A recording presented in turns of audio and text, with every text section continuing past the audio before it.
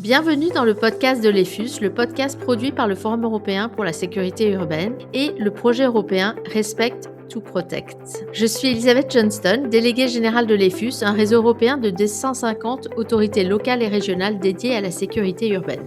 Aujourd'hui, nous abordons un sujet crucial pour nos villes, la santé mentale, sa prise en charge parfois difficile sur l'espace public, les conséquences en termes de sécurité publique et de sentiment d'insécurité, les défis auxquels font face les acteurs de terrain face aux personnes souffrant de problèmes de santé mentale. Pour en parler, nous recevons David Mourgue, anthropologue et spécialiste des questions de santé mentale. Bonjour David. Bonjour. Et Mathias Delhomme, responsable du service action sociale et citoyenne de la ville de Lamballe-Armor, ville membre du comité exécutif du Forum français. Bonjour Mathias. Bonjour. Pourquoi, à votre avis, aujourd'hui, la santé mentale émerge comme un enjeu majeur pour les acteurs de sécurité, tant pour le public que pour les acteurs eux-mêmes? On voit bien qu'il y a une pression sociétale autour de l'intervention sur les enjeux de santé mentale. Pression sociétale, qu'elle soit de l'administré lambda, qu'elle soit aussi des partenaires médico-sociaux, des partenaires de sécurité. Et c'est pour ça que je souhaite vraiment insister sur ce volet un petit peu pression sociétale, parce qu'on a l'impression que si on ne fait rien, que la pression est décuplée envers les collectivités territoriales. Et ça, c'est vraiment un sentiment qui a évolué, je trouve, ces dernières années. Au-delà de ça, c'est un enjeu majeur parce qu'on doit aussi protéger, là je vais parler plutôt du volet technique, protéger les agents qui sont sur le terrain, notamment les policiers municipaux, les acteurs de médiation sociale. Là, il y a un vrai enjeu aussi à protéger ces publics-là. Et enfin, protéger les publics eux-mêmes concernés notamment par la maladie, parce qu'on voit aussi qu'on a des publics de plus en plus précarisés et isolés qui subissent un petit peu ces problématiques de santé mentale. Et je trouve que l'enjeu, il est important à mettre, enfin le curseur est important à mettre à cet endroit-là aussi. David, pourquoi, à votre avis, c'est devenu un enjeu central aujourd'hui ? Il n'y a pas de santé sans santé mentale, avec les 3 dimensions de la santé mentale. La santé mentale positive qui recouvre vraiment le bien-être et l'épanouissement personnel et les ressources qui peuvent être mobilisées par les individus. La détresse psychologique, la réactionnelle, qui fait face à des situations éprouvantes et des difficultés existentielles, et les deuils, des échecs relationnels, scolaires, des précarités aussi, avec des symptômes anxio-dépressifs. Et puis enfin, les troubles psychiatriques plus ou moins sévères qui se réfèrent aussi à des diagnostics, à des classifications diagnostiques. Et on va retrouver ces 3 niveaux, en fait, vraiment de la santé mentale au cœur des territoires, des situations, des publics auxquels sont confrontés ces publics-là, mais aussi, effectivement, les agents, l'entourage de ces publics aussi, on devrait dire. Ça peut être des parents, ça peut être des conjoints, ça peut être effectivement un cercle familial, mais ça peut être aussi le quartier aussi qui va être confronté à ces situations. Puis, enfin, les agents, et sans oublier les élus, qui peuvent être aussi impactés par vraiment face à ces situations qui vont se présenter dans l'exercice de leurs fonctions et face auxquelles, la plupart du temps, ils vont être assez mal préparés puisque n'étant pas forcément formés. Donc il y a un intérêt partagé vraiment entre la santé mentale vis-à-vis des publics, vis-à-vis des agents, vis-à-vis des élus sur les territoires. Vous pensez que ce phénomène est un phénomène croissant ou simplement beaucoup plus visible dans l'espace public aujourd'hui ? Moi, de mon expérience terrain, je pense que c'est un phénomène qui est de plus en plus visible. David le dira certainement mieux que moi, mais je pense qu'avant, il y avait un entourage qui était plus proche, qui prenait plus soin peut-être de ces personnes atteintes d'une pathologie qui avait des résurgences sur l'espace public. Et du coup, pour moi, je pense qu'elle est plus visible parce que je trouve que ces personnes aujourd'hui sont plus isolées, moins en proximité avec de la famille ou des proches qui peuvent prendre soin d'eux. Et moi, je le rattache aussi sur le fait que je sois sur une commune relativement petite de 18 000 habitants. Et du coup, c'est des phénomènes moins noyés dans la masse, je trouve, et beaucoup plus visibles. Et donc aussi pas que des phénomènes de grandes villes ou de grandes métropoles. Oui, en effet, je pense que ça touche en effet toute taille de territoire et du coup le traitement en tout cas ou le sentiment d'intervention sur ces cas-là reste le même pour moi. En fait, il n'y a pas de différence entre les deux. On doit trouver des réponses pour réagir et que ça soit dans des petites villes ou des grandes villes, on est tous confrontés au problème. David, quelle est votre perception de cette visibilité accrue ?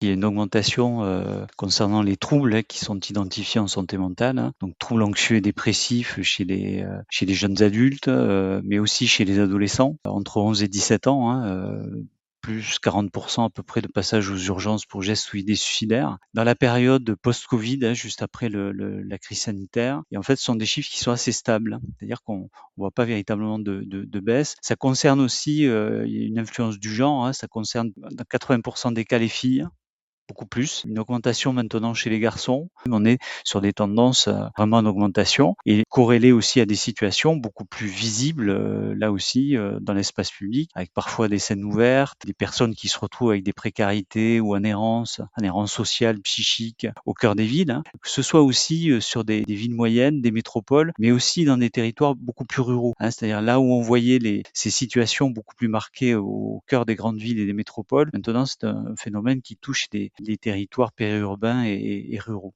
Alors justement, Mathias, dans votre ville, qui a environ 18 000 habitants, quelles sont les situations très concrètes auxquelles font face vos agents de terrain et peut-être plus particulièrement la police municipale, mais j'imagine que ce n'est pas que la police municipale. Oui, en effet, sur nos agents de terrain, alors les principaux concernés restent nos médiateurs sociaux et en effet la police municipale qui travaille en pleine complémentarité sur ces sujets-là. La difficulté aujourd'hui rencontrée sur le terrain réside dans le fait qu'il existe beaucoup de pathologies et chaque pathologie reste singulière, même s'il peut y avoir des diagnostics un petit peu généraux. La pathologie reste singulière parce que rattachée à une personne et ses problématiques, parfois liées à de l'addiction ou pas d'ailleurs, mais du coup une complexité d'intervention qui est présente. Et c'est pour ça qu'on travaille en pleine complémentarité aussi entre les médiateurs sociaux et la police municipale, parce qu'ils ont une entrée métier qui est différente. La police municipale est souvent confrontée à ces problématiques-là, presque tous les jours, quasi quotidiennes. Mais quand je dis quasi quotidienne, c'est aussi la récurrence de rencontres des publics, ça veut dire qu'ils voient les mêmes publics. Donc parfois, on voit bien que la création d'un lien avec ce public-là peut avoir un réel intérêt selon l'évolution de la pathologie ou comment se sent la personne à l'instant T. Et ça, c'est toute l'importance du travail de terrain fait par la médiation et la police municipale. C'est ce contact régulier avec la population et savoir comment l'appréhender selon le jour de l'intervention, parce que des fois, la personne peut être en phase ascendante ou descendante. Et c'est un réel intérêt aussi de prendre le lien avec ces publics-là et d'arriver à un petit peu appréhender la personne le jour où elle est rencontrée. Mais ça reste très complexe parce qu'on est de fait sur des pathologies qui peuvent être complètement instables et du coup, ça reste une logique d'intervention assez complexe. Et alors, comment est-ce que vous gérez la difficulté que ces équipes de terrain, justement, peuvent éprouver parce qu'elles peuvent se sentir aussi peut-être déjà en danger physique de temps en temps, mais quoi qu'il en soit, sûrement très éprouvées aussi au niveau psychique et émotionnel face à des situations de grande détresse ou de comportements violents? Nous, l'objectif, c'est de former en interne via des prestataires extérieurs. On l'a notamment fait avec le FFSU dernièrement sur une formation locale pour les acteurs locaux autour des enjeux de santé mentale pour déjà comprendre, David l'a très bien dit, c'est d'abord un environnement à comprendre, hein. Et au-delà de ça, on essaye aussi de construire des temps d'échange en commun qu'on pourrait relier à l'analyse de la pratique si je le relie par exemple à des acteurs sociaux, médico-sociaux qui utilisent cet outil. C'est-à-dire qu'entre équipe médiation sociale, police municipale, on peut se rencontrer pour débriefer d'une situation. Aujourd'hui, on le fait pas accompagné d'un professionnel, mais à terme, on aimerait bien aller vers ça. Donc un psychologue ou quelqu'un, en tout cas, de ce giron-là, pour pouvoir débriefer, accompagner ces situations et peut-être voir ce qui a posé question, voir ce qui a bien marché et essayer de se donner un cadre d'intervention plus précis aussi auprès de ces publics rencontrant des difficultés au niveau de la santé mentale. Et David, vous avez participé à cette formation justement des acteurs à Lamballe, Armor. Qu'est-ce que vous en avez retenu aussi en termes de public formé? Est-ce que le côté interdisciplinaire de la formation est important ou est-ce que il vous semble intéressant de former équipe par équipe? Non, c'est déterminant de croiser les publics. C'est un enjeu d'ailleurs des politiques publiques en France, hein, globalement. C'est-à-dire on a des approches plutôt en silo. Classiquement, donc on va séparer la santé de la sécurité, de la question du social. Les approches et vraiment aujourd'hui sur les territoires sont vraiment très souvent comme ça se maintiennent en termes de silos. Alors qu'en fait c'est une approche assez complexe, c'est-à-dire la santé mentale crée de la sécurité et la sécurité va pouvoir renforcer la santé mentale. C'est là où on va avoir ces approches vraiment complexes et le fait d'avoir des formations transversales, c'est-à-dire interservices, va permettre en fait de confronter des points de vue par différents acteurs qui sont confrontés parfois au même public, hein. Si je travaille dans un CCAS par exemple, si je suis dans un acteur du logement, par exemple un bailleur, si je suis un acteur parfois de la propreté, si je suis un acteur des mobilités, un chauffeur par exemple de bus, d'un réseau de transport public, par exemple, je vais être confronté à des situations extrêmement différentes si je suis un acteur de la médiation, si je suis dans la prévention spécialisée, etc. Et donc à un moment donné, même des acteurs du sport et de la culture, à mon avis, pourraient vraiment se former. Et donc on peut à partir de là se former, mais aussi du coup créer, si c'est à l'échelle d'une collectivité, commencer à créer un réseau d'acteurs. Mathias, est-ce que vous pouvez nous citer un peu le type d'action qu'une collectivité comme la vôtre peut mettre en place? Dans le cadre de la formation organisée en partenariat avec le Forum français pour la sécurité urbaine, nous avons décidé de poursuivre notamment le travail avec la gendarmerie nationale qui était conviée à cette formation sur la volonté de la ville, de les inviter bien évidemment. Et du coup, on a pu mettre en place des échanges bilatéraux assez réguliers pour construire une pratique commune, une intervention commune en tout cas sur ces situations un petit peu complexes. C'est vraiment, je trouve tout l'intérêt de cette formation aussi, c'est d'avoir créé ces liens-là et de pouvoir engager un travail qui dure dans le temps.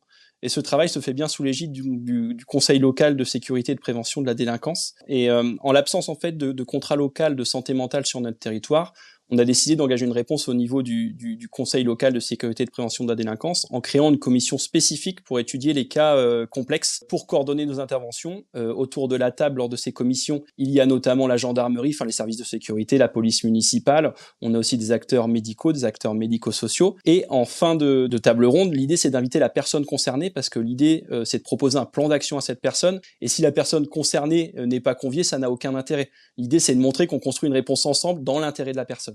Je voulais vous entendre tous les deux sur la question des réticences que notre secteur des politiques locales de sécurité a pu avoir à traiter des questions de santé mentale, notamment par peur de stigmatiser et peut-être par méconnaissance aussi du sujet.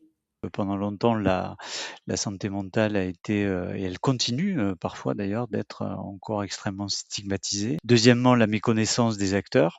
Puis le troisième niveau, c'est que les approches et donc les champs de compétences, les territoires de compétences en fait pour les collectivités étaient très séparés entre la santé et la sécurité. Mathias, comment vous pensez que votre ville a dépassé ces réticences? Je pense que c'est un travail de longue haleine déjà pour la ville, parce qu'il faut fédérer les acteurs autour de cette idée-là qu'il faut sortir de notre silo. Parce que très concrètement, ça rejoint un peu ce que David a dit, mais avant, et c'est encore un peu le cas aujourd'hui, mais quand même on a bien progressé, c'était le judiciaire renvoyé vers le soin renvoyé vers le médico-social, et ainsi de suite, ou dans l'autre sens. Et aujourd'hui, le fait qu'on se connaisse, qu'on ait pris une habitude de travail ensemble, on se permet d'agir sur les situations collectivement de manière très pragmatique, en se téléphonant, en allant sur le terrain, en tenant des réunions ou des commissions. Et c'est vraiment cet aspect concret, je pense, qui fait avancer les choses. L'idée de voir qu'on a réussi à débloquer des situations collectivement, eh ben, on a vu que l'ensemble de la société, l'ensemble du partenariat était gagnant à faire ça. Et le fait d'avoir ces petites réussites, de célébrer aussi ces réussites entre nous et aussi en ligne de compte pour l'usager, bien évidemment, c'est de se dire que la réussite, même si des fois, chacun dans nos missions, ça prend un peu plus de temps, ça demande un peu plus d'engagement des acteurs de terrain, mais ça veut dire quand même qu'on a des réussites au final pour reprendre des parcours de soins, des parcours d'insertion pour ces publics-là. Et pour nous, le gain, il est là. Et si on arrive à prouver qu'il y a un gain, malgré le temps accordé, malgré des fois des petites contraintes hiérarchiques, et ben, je trouve que c'est là qu'on peut être gagnant, et c'est ça qu'on doit faire évoluer, qu'on doit démontrer, c'est qu'il y a des réussites. Mathias, peut-être pourriez-vous nous illustrer vos propos avec un exemple très concret? Pas plus tard que la semaine dernière, suite à une interpellation d'usagers qui rencontraient des problèmes d'accès à son eau chaude, nous avons décidé de mener une co-intervention parce qu'il s'avérait que cette personne aussi sur l'espace public, on a eu plusieurs remontées d'usagers comme quoi c'était quelqu'un qui se parlait tout seul, qui avait du mal à se repérer, qui se sentait perdu. Du coup, nous avons décidé de mener une intervention conjointe avec un agent du CCS qui avait reçu la première demande, avec l'équipe mobile précarité psy, parce qu'il semblait que les premiers éléments qu'on avait laissaient penser à une pathologie sous-jacente, avec des membres de la police municipale et également de la médiation sociale. Et en fait, il s'avère qu'on s'est présenté au domicile de monsieur, et on a fait face, ce qui ressemble certainement à un syndrome de Diogène, le syndrome de Diogène étant une pathologie psychiatrique d'entassement. C'est-à-dire que dans l'appartement de 50 mètres carrés, il doit rester 3 mètres carrés pour vivre ou passer. Ce qui est assez impressionnant quand on arrive sur ces situations-là. Ce qui permet tout à fait de mettre en avant la complémentarité entre un travailleur social, un policier municipal qui a potentiellement jamais vu cette situation, et une équipe de soins qui, elle, va tout de suite pouvoir poser un diagnostic. Cette intervention a été vraiment intéressante parce qu'on a pu reprendre attache avec le bailleur social dans lequel monsieur a un logement pour prévoir une intervention, un désentassement sans jeter les affaires parce qu'on reste sur une pathologie et tout désentassement est violent pour la personne. Du coup, on a réussi à construire une intervention pour réparer l'eau chaude, qui est la demande initiale, mais aussi mettre des mots sur la pathologie, accompagner monsieur vers un parcours de soins et travailler son syndrome d'entassement avec lui. pour aller dans le même sens. Sur ces approches, effectivement, où on pouvait former les agents, créer un réseau d'acteurs locaux, il fallait à un moment donné, c'est dans les approches aujourd'hui en santé mentale les plus avancées, pouvoir trouver aussi une modalité pour intégrer la participation des usagers, c'est-à-dire des médiateurs santé-pairs, des personnes, des pairs, des pairs aidants, hein, deuxième niveau, et des médiateurs santé-pairs qui aujourd'hui commencent à être de plus en plus présents et intégrés dans des équipes, parfois de soins, mais aussi peuvent donner des avis sur des situations parce on appelle ça le savoir expérientiel, hein, c'est-à-dire ayant vécu ces situations, elles sont à même de mieux donner quelques clés aussi pour une meilleure prise en charge, un meilleur accompagnement. Et aujourd'hui, y compris le soin commence à intégrer ces approches-là. Et on sait que dans les années qui viennent, ces approches-là sont totalement soutenues par le ministère, la délégation ministérielle santé mentale et psychiatrie, et à juste titre parce qu'elle donne d'excellents résultats au niveau national, au niveau français et international. On a déjà des retours d'expérience extrêmement positifs. Vous avez évoqué tous les 2 aussi le mal-être ou les difficultés, que peuvent rencontrer les agents eux-mêmes. Donc là, on parle de la santé mentale, non pas des usagers citoyens de la ville, mais aussi, des agents qui sont évidemment également citoyens de la ville. Est-ce que du coup, c'est la responsabilité employeur qui motive la ville à s'impliquer sur ces questions de santé mentale? C'est pour moi une responsabilité employeur d'accompagner ses agents, mais encore une fois, par le dialogue, par l'échange de pratiques, pour moi la clé de la réussite, elle est notamment là, même si je pense que l'aspect psychologique, je parle du côté professionnel, pour moi reste nécessaire. Un accompagnement psychologique des agents qui vivent de telles situations en récurrence ou assez souvent, pour moi il y a besoin de ce volet-là aujourd'hui, et je trouve que dans nos collectivités, on est un petit peu aussi en retard sur ces sujets-là. David, de par votre expérience avec différentes collectivités, et à différents niveaux, d'échelon territorial, est-ce que vous êtes d'accord avec le fait qu'on a encore beaucoup à faire? Alors effectivement, il y a beaucoup à faire, à la fois du côté des agents, à la fois du côté des élus. Parce que très souvent, on pense effectivement que, l'agent, et c'est vrai parce qu'il va être confronté en première intention, véritablement à ces situations, par exemple dans l'espace public. Mais il faut pas oublier aussi qu'il y a des communes, par exemple, où l'élu va être en première ligne, véritablement. L'Association des maires de France d'ailleurs a fait, une enquête, hein, vraiment en 2024 qui montrait effectivement cet impact, auprès des élus. Donc c'est à la fois les agents et les élus, hein, sur lesquels on doit faire ce travail-là, avec un travail de partenariat, de réseau, on l'a dit, collaboratif, de co-construire en fait des réponses à l'échelle d'un territoire, mais aussi avec des formations. Et là, sur les formations, on a les formations notamment premier secours en santé mentale, hein, qui sont des formations d'origine australienne, extrêmement bien évaluées, qui donnent de très bons résultats, l'équivalent des premiers secours au plan somatique, mais version santé mentale. On aborde tous les troubles, dont les conduites addictives, et on voit que la plupart des agents pourraient être au contact des publics, pourraient être vraiment formés à ce niveau-là. Deuxième niveau de formation, les formations prévention du suicide, hein, qui peuvent être extrêmement intéressantes. Et puis aussi des formations pour les élus sur les soins à la demande de représentants de l'État, c'est-à-dire les soins sans consentement. Beaucoup d'élus sont très en difficulté par rapport à ces procédures, avec un pouvoir qui leur paraît, je les cite, hein, qui leur paraît démesuré. Hein, c'est-à-dire qu'effectivement, ces hospitalisations sont problématiques, les impacts aussi, elles les questionnent, et donc ils auraient besoin d'être beaucoup mieux accompagnés sur ces sujets-là. Donc, il reste beaucoup à faire, et c'est vrai qu'en France, à partir du moment où on commence à avoir des polices municipales qui commencent à être formées au premier secours en santé mentale, on commence à avoir un réseau d'acteurs qui est bien intégré, un conseil local de santé mentale, hein, par exemple avec des cellules cas complexes, où par exemple la gendarmerie peut être associée avec la police municipale, parfois la police nationale. Parfois des liens aussi au sein des instances, c'est-à-dire à la fois les conseils locaux de sécurité et de prévention de la délinquance ou les conseils intercommunaux de sécurité et de prévention de la délinquance. On voit qu'à partir de là, commencent à se nouer des liens et des intérêts partagés, puisque ça reste, comme je le disais précédemment, des situations complexes. Et donc une situation complexe, aujourd'hui tout le monde commence à être d'accord sur le fait qu'on est obligé de travailler ces sujets à plusieurs, et il ne peut pas y avoir une réponse unique. On voit par exemple le Canada, la police de Montréal, avec cette approche où les agents, les policiers de la police de Montréal viennent se former pendant plusieurs mois et viennent rencontrer tous les services, par exemple médico-sociaux ou sociaux qui travaillent au contact des publics, et ensuite proposent des binômes, hein, des maraudes en binôme au cœur de la ville, dans l'espace public, entre police et acteurs du soin. Là, ce sont des approches vraiment qui seraient à développer en France. Mathias, est-ce que vous auriez aussi, en conclusion, 1 ou 2 recommandations pour inciter et encourager d'autres collectivités à s'emparer du sujet? Oui, tout à fait. Ben, après, je rejoins tout à fait ce que David a dit. Je pense qu'il faut aussi, oser, mais dans le sens oser, il faut aussi que les pouvoirs publics nous accompagnent.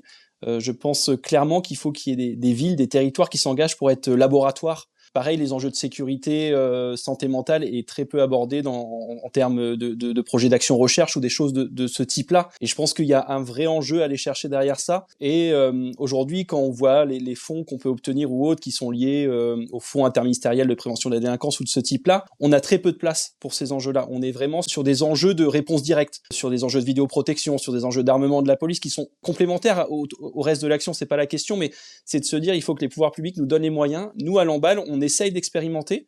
L'idée, c'est aussi en expérimentant d'aller parler de nos expériences à d'autres collectivités au sein, notamment du réseau Forum français sécurité urbaine ou au niveau du réseau européen. Mais vraiment, moi, si j'avais un mot à dire, c'est osons, expérimentons et échangeons autour de ces pratiques. Et je rejoins ce que disait Mathias, vraiment, je suis tout à fait d'accord. C'est-à-dire qu'il va y avoir un impact aussi sur la stabilité des équipes, à la fois sur le niveau et la qualité des réponses qui vont être fournies et de prise en charge, et des fois d'un parcours, par exemple, de soins pour la personne. Donc, avec des bénéfices pour la personne, son entourage, la société, les coûts humains et financiers aussi qui vont être beaucoup plus modérés, qui vont être impactés. Donc là aussi, tout ça est évalué même aujourd'hui en santé publique. On commence à avoir des expérimentations. Il y a tout intérêt pour des territoires ou des collectivités aujourd'hui à se lancer, en étant parfois aussi avec un soutien ou un accompagnement. Par exemple, ça peut être le Forum européen ou le Forum français à la sécurité urbaine, par exemple, pour un accompagnement vraiment sur ces expérimentations. Mais on voit qu'effectivement, il y a tout intérêt à le proposer au regard, là encore, de la complexité des situations qui montre que tous les sujets s'imbriquent. Merci beaucoup. Vous avez aussi tous les deux insisté sur l'importance de la formation comme un des éléments de la coordination, de la formation tant pour améliorer la qualité du service rendu au public, mais aussi pour assurer et améliorer le bien-être aussi des acteurs de terrain. Je voulais vous remercier chaleureusement Mathias et David pour ce partage très concret d'expérience sur un sujet essentiel qui a été soutenu par l'Union européenne à travers le programme Erasmus+. Merci beaucoup Mathias. Merci à vous. Et merci David. Merci beaucoup. À très bientôt pour un prochain épisode du podcast de l'EFUS.